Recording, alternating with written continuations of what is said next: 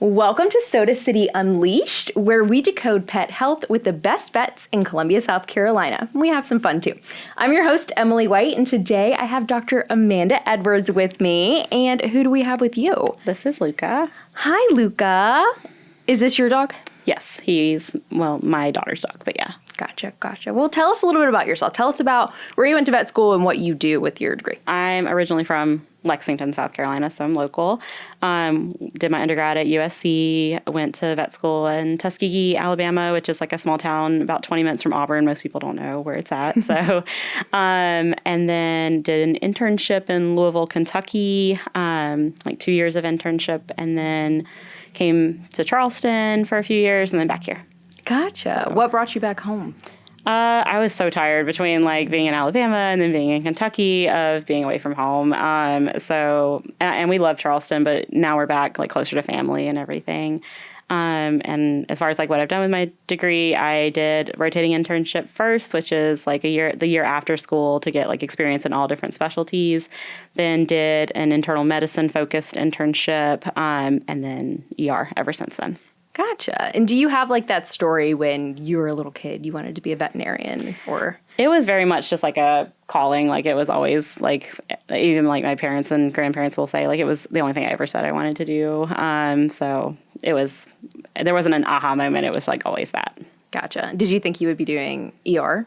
No, I definitely did not. When I was a student, I wanted to be a surgeon. And then when we got to surgery, I was like, absolutely not. And too much stress. And then I wanted to be an internist, which is why I did that internship. And then didn't want to keep like putting my life on hold. So ER was a good mix of everything. Yeah. And how do you feel now? Like you work at CVET, so there's all these specialties and ER, so you kind of get to work with those people anyways. Is that fun? Yeah. And definitely now I feel like ER was what fit the best for me. Like obviously still love the medicine heavy stuff, but worked out best the way it did. That's one of the things I love most about CVETs is that, if you need something from an internist or, need to chat with an oncologist, like you can just run down the hall or call them on the Vocera, which is really nice. For sure. I worked at a couple specialty hospitals, and I feel like this has been the best group of specialists to work with for sure. I feel like we collaborate better than other places I've been. CVET's plug. Okay, so a couple of things. I work in social media. What I do is try and decode what you guys do and let everyone, the normal people see it. So something that like a normal dog owner would know is, or would want to ask is, what is like your top advice for pet owners? Just general advice, things you see every day. What are your top tips? I think the biggest thing that like we see that owners could do is all of the preventative stuff. Like it's so frustrating to see something that could have easily been prevented, like heartworm disease, when dogs come in, and sometimes it's so bad that treatment isn't even an option anymore. And it's so sad to think like for $20 a month of a preventative, like we could have kept this dog alive and could have had a happy, normal life. And now we're dealing with a totally different situation. Or like the parvo puppy who, the owner just didn't know that they were supposed to get vaccines, that now is like fighting for its life, but could have been prevented with like a $15 DHPP vaccine. So I think just the preventative stuff is the most important. And a lot of that is getting education, whether it's themselves or through their primary veterinarian or through sometimes, depending on the breeder, like sometimes they can be good sources of information, sometimes not. But I think that's really the biggest thing. Just doing your research before. Yeah. And I think that also goes into like researching the breed that you get, because I feel like not every breed fits everyone's lifestyle. And a lot of people there's like, oh, this dog is cute, and so this is what I'm going to get. But they don't look at the exercise requirements, the mental stimulation, just like how that dog would work in their family too. Because that's another problem. Like people who are super active and like to run a lot probably don't need, in the Columbia heat, a French bulldog or an English bulldog. No offense to anyone who has those, but like some people just haven't done that research, and that's another like preventative stuff that we see so many of those dogs come in with problems that with a little research we probably could have prevented. Right. Something I think about a lot is how much exercise like a German Shepherd requires. Yes. and how I know I am not willing to do that amount of exercise. So I cannot own a dog that needs that amount of exercise. Exactly. Yes. Yeah. A lot of those like working breeds, just if you're not a super active person, are not like a good fit. And so researching the breed is very important too. Yeah. I had never really heard of, I had heard of a French bulldog, but not of like the stigma and like all the drama behind them. Like I knew they were the number one dog in America that people wanted. Yeah. I had a college professor who showed French bulldogs. And I was like, oh, that's cool. They're cute. But then when I came to see vets and got into vet med, it's like there's all these things that if you're a good owner and you do your research, like you said, you can take care of them, but they have their airway issues and the heat and all the things. Yeah, like you said, I think if you just like know what you're getting into, it's totally different. So we live in Columbia, Lexington, the Midlands area. It is hot. Yes. And the weather, especially in the springtime and going into summer, can be like all over the place. I recently learned that a heat stroke it's not a specific temperature. Can you kind of talk me through that, like heat strokes and what that means for pet parents? Yeah, like you said, it's not just like, okay, it's 95 degrees, you're going to have a heat stroke. Like dogs can be conditioned to be okay in those temperatures. It's the like lazy couch potato dog that suddenly is going on a hike in the 95 degree weather that's used to being in, 70 degree air conditioning. That's at risk for it. I mean, obviously a dog that's stuck out in the heat with no shade, no water, no matter who you are, no matter how athletic, is going to be at risk for it. But a lot of it's conditioning. Like you have these hunting dogs, these herding and working dogs these police dogs that are used to working in that temperature that have no problem with it because they're trained up to be okay with those temperatures. And then you also have dogs like Frenchies or English bulldogs, or there are other dogs that have other airway conditions that can definitely have a heat stroke at a much, much lower temperature because they cannot exchange air properly because of their anatomy or lung diseases, respiratory diseases. So it really varies from dog to dog, like you said. What are some signs of a heat stroke? Obviously heavy panting. A lot of them will get what's called like injected mucous membrane. So their gums and their tongue will look like brick red instead of being pink. Collapse is super common. Like they'll just like lay down, don't want to get up. Obviously want to drink a lot. Vomiting and diarrhea are also super common. And then random bruises in the skin, if you've gotten that far, is very, very bad and time to get rushed in somewhere. But those are some of the common symptoms of it. Gotcha. So when you see that happening, like, should you immediately bring your dog to the emergency room, or are there things you can do at home? I mean, if the dog seems to be doing okay, he's just like panting heavily, like seems visibly tired, you can try bringing him inside, cooling him down, offering cold water, and like giving it a few minutes to see if they like relax, calm down, start breathing normally. But if they don't, or if they start vomiting a lot or having diarrhea, or especially you notice those bruises, like they should get brought in right away. And I do think the level of concern escalates with our like squishy-faced brachycephalic dogs. Like those guys, I would be more apt to like get right into the vet. Or if you have like a Labrador with laryngeal paralysis, or any dog with like a known like respiratory issue, then might want to be a little bit more proactive with those. So living in this area, like, would you say that maybe you shouldn't have dogs like that in Columbia, or is it more of just I think as long as you're cautious and you're doing the right things, like limiting their time being out in like the middle of the day and giving them shade, and like, your English Bulldog probably just needs to go out, go to the bathroom, go right back inside. My Labrador had laryngeal paralysis and did fine in Columbia for years. But you have to be very careful. What is laryngeal paralysis? It's a condition that it's very inherent in Labradors, but can happen in other breeds, where we've got these two muscles in the back of our throat that should open and close as we breathe and swallow. And these guys have poor like nerve innervation or nerve function to those muscles. And so instead of moving out of the way when they're breathing, they kind of stay closed, kind of like those saloon doors. And then therefore air is not moving in and out very well. They usually will get this kind of like gasping sound to their breathing and be kind of exercise intolerant and heat intolerant, and have this very loud, like breathing through a straw kind of sound. Gotcha. It can happen in all breeds, but Labrador is the most common one that'll get it. Interesting. So again, like, be a good dog owner. Yes. If you know your dog has that problem, he's not the one that needs to go hiking. Or like when mine got diagnosed with it, we stopped going to the beach and things like that, which wasn't, that was hard, but it was better than him having a crisis. Right. Get a sitter, let him hang out in the AC. Get a kiddie pool at the nighttime or something like that, but nothing crazy. And I guess, don't want to leave out our precious kitties. Do the same things happen to them? I know a lot of people have indoor-outdoor cats. Is that something they need to think about during the summertime? Not as much. Like, cats are very tolerant of the heat, thankfully. So, I mean, it has to be pretty bad for a cat to get a heat stroke. I don't think I can remember having seen one. That doesn't mean that they don't happen. Right. So, yeah, we don't see it very much in kitties. All right, story time. This one might be a little difficult, but what is the funniest thing that has happened to you as a veterinarian? I think probably the best one I can think of is I had this really chunky little Boston named Jackie who the owners were cooking breakfast, and they were, I guess it was like salami or like the kielbasa sausage, but they gave her this hunk of meat, and she unfortunately started choking on it, and she already, being a squishy-faced dog, was having, was not breathing totally normal to begin with, and then was now choking. It was very early. They immediately took her to her primary vet, who wasn't open, so then they rushed into us. By the time she got into us, she was looking very bad. She was purple, like eyes rolling back in her head, like really worried she was going to pass away, like at any minute. And so I was telling the technicians, like, get a catheter in her, let's sedate her so we can get this hunk of meat out of her throat. But Jackie was trying to, check out faster than we could get all that done. So I just had to like bare armed, like reach in her throat and pull it out with Jackie like staring wide awake at me.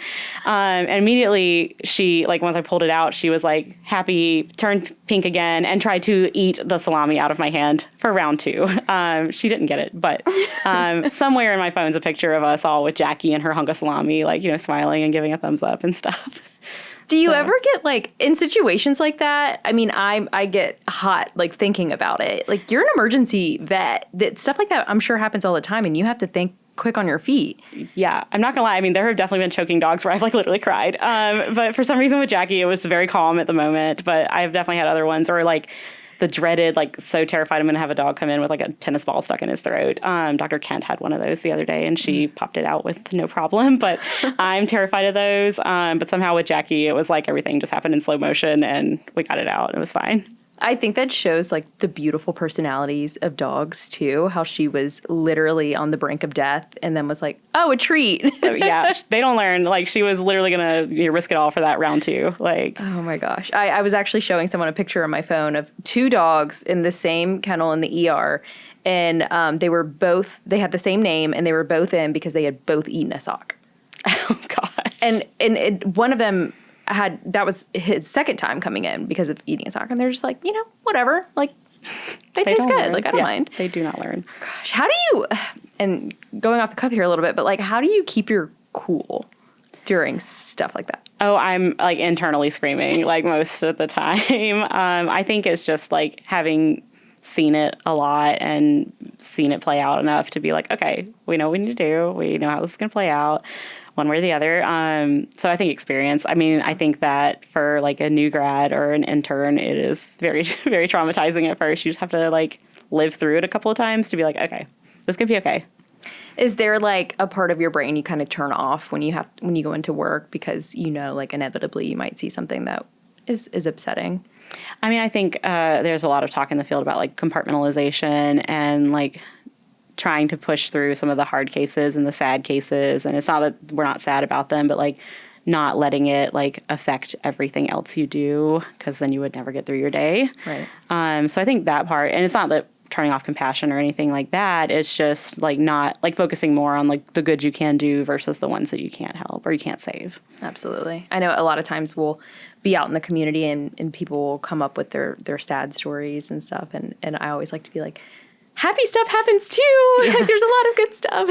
Yeah. And there is, like, that story, you saved Jackie's life. Yeah. With a little scoop. Yep. And it was quick in and out, like, not this long drawn out thing. Yeah. Wow. Not necessarily funny, but what would you say is your most memorable experience in your career? I think there's been a couple of them. I think one of the biggest ones was, not going to get into why, but in vet school, we had some healthy dogs that were scheduled for euthanasia it was, part of the shelter program, basically, that was really hard for us as students because we would get to know these dogs, we would take care of them, knowing kind of what the end was going to be for them and knowing it wasn't their fault. So my group, it was groups of 4. We had this dog we had been taking care of for 3 weeks. It was this older hound dog. that towards the end of the time we had her, I was like, I think this dog might be pregnant. Like, things are looking kind of developed down there. And some of my rotation mates were like, no, it's fine. She's just getting fat because we're feeding her good. And then on her euthanasia day, one of my classmates was like, y'all need to come check on your dog. And we thought it was just because I had fed her a Happy Meal as her like last meal, that she had like a blowout or something. We were going down there to clean up a kennel. And we got down there and there were 8 babies in her kennel with her. And then we had this moment of like, oh, what are we going to do? Because we can't euthanize this dog when she's got these 8 babies. Like, 8 babies is too much to bottle feed, first off, and it's just not going to be a very good situation. And normally the rule was like, these dogs cannot be adopted, and we had to go and like suck up to some of the people and cry, and they were like, take this dog and never let it come back here again. And this did not happen. And I ended up keeping the mother dog for 6 more years. She was in my wedding. One of my friends still has one of her sons. He's, I think, 10 this year. So she, I think, definitely was a good example of how, like, there's plenty of nice dogs in the shelter. They get euthanized and they can be wonderful pets, and it's not their fault. Like, not the whole stigma of like all dogs in the shelter are problematic or they all have issues. Like, she was just, nobody wanted her, and that almost was the end of her life. And thank God she had these babies when she did, because if it had been a few hours later, they all would have gone. So not only would she not have, been a great pet, then all of her babies wouldn't have been great pets too. That's incredible. Yeah. So her name was Macy. She's since passed from cancer, but she was older when I got her, and we gave her 6 more years, and she had a lot of health issues that we got better for her. So, and she was a blood donor, so she saved other lives that way. Of course. And we also taught Boy Scouts how to bandage dogs' legs. So she was a great dog. That is so beautiful. Yeah. And so you can kind of hold on to that as you, go out throughout your career and remember Macy and how she gave to the cause. Yeah, it's definitely a big reason why, like, I have a hard time, like, euthanizing strays or anything like that, because it's like, you never know, like, what these animals are going to go on and mean to somebody. Like, absolutely. This makes my next question seem a little silly. Okay, if you were any breed of dog or cat, you can answer shelter dog if you want. What breed would you be? Your personality, who you are. So we actually, it's funny that you asked this question. We were like in the ER the other day, just like having this conversation of like assigning each other different breeds, like, oh, so-and-so, like Dr. Pawali would be a golden retriever, like that kind of thing. So I obviously got multiple opinions. The general consensus was some breed of cat, because I'm a little bit more of a cat person than a dog person, actually. I mean, I love them both, but I definitely love cats. The type of cat varied depending on who you asked. Dr. Gant told me I'd be a tortoiseshell because they are notoriously have a tortitude. Basically, like, they have a few people that they're really close with, and then otherwise can be a little temperamental or opinionated, I guess is a better word. But then somebody else said a shepherd mix of some sort, or a German shepherd, because of being like loyal but protective. I have to ask, Luca has been so good this whole time. How do you, like, what is your secret sauce? How do you train him to just sit there politely and be a lap dog? He has 2 toddlers. He has a 5-year-old and a 2-year-old. So most of it is just he has seen it all, and they put him in like little baby strollers and carry him around like a stuffed animal. He did do training, but he is very deceptive. He is naughty. Like, twice he's been hospitalized for eating things he's not supposed to. So he's a good little lap dog, but he definitely has his moments. He's like, who, me? Not you. No, it couldn't be me. And while we're on the subject, how many dogs and cats do you have at home? Are you a typical vet who just takes everyone home? We have 6.5. So we have 3 dogs and 3 cats, and then we have a neighbor cat who's just decided he likes our house better. So he's not technically ours, but we feed him and we love him. I have had like rats before too, but they don't live very long, so they're not with us anymore. Luca is the product of having taken a stray home from CVets that didn't make it, and then we had to get a replacement. So he is here because there was a little poodle named Macaroni that we were taking care of who didn't make it. But so there's him, and then we've had a couple of them that have passed over the years too.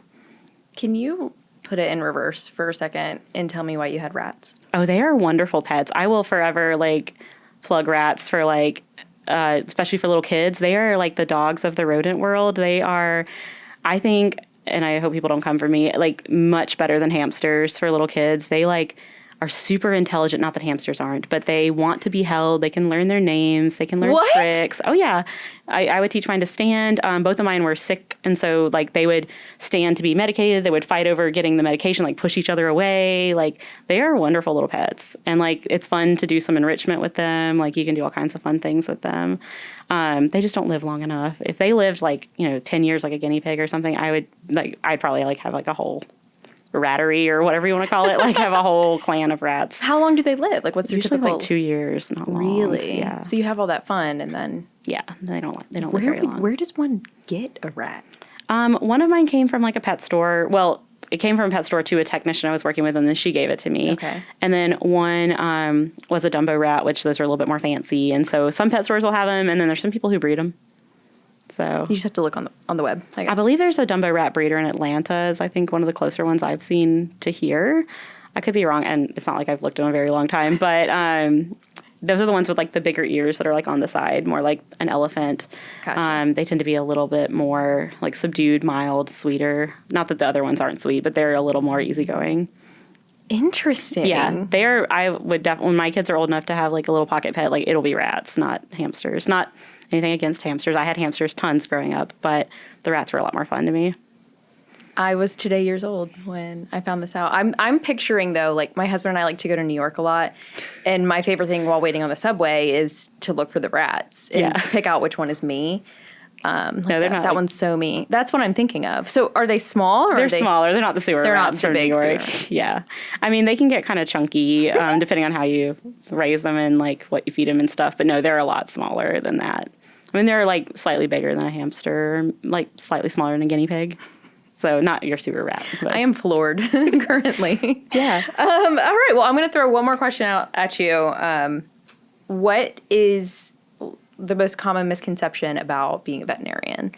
Something you want to set the record straight or want people to know about being a vet? I mean, there's a couple. I think when, especially as an ER vet, when people are like, I couldn't do your job because I couldn't euthanize things, that hits home a little bit because it's not like, I think the implication with that is like, oh, this must not bother you, but it does. And my answer to that when people say it is usually like, well, it's a lot harder to watch them suffer. I don't think that euthanasia is the hardest part of our job. I mean, it's hard, but there are situations that are worse than letting an animal pass peacefully in a loving situation with its family, you know? So I think I couldn't do this because I couldn't euthanize is a little bit of a misconception. And then I think the typical, like, you're only in it for the money is a very common thing. Trust me, we're not getting rich off of this. Like, we are really doing it, most of us, because it is a calling in one way, shape, or form. So it really is. We love the animals. We love the medicine. We like helping people because humans are a big part of veterinary medicine, too. And, I mean, we're not trying to do things that don't need to be done. Like, if we're recommending something, it truly is because we feel like we need that information or the animal needs that treatment. So I think that's a big misconception, too. Yeah, that's awesome. Respect your vets. We love it. Yeah. All right. Well, until next time, thank you for joining us. Yeah. Give your pets an extra pet from us, and thank you for joining us. Bye for now.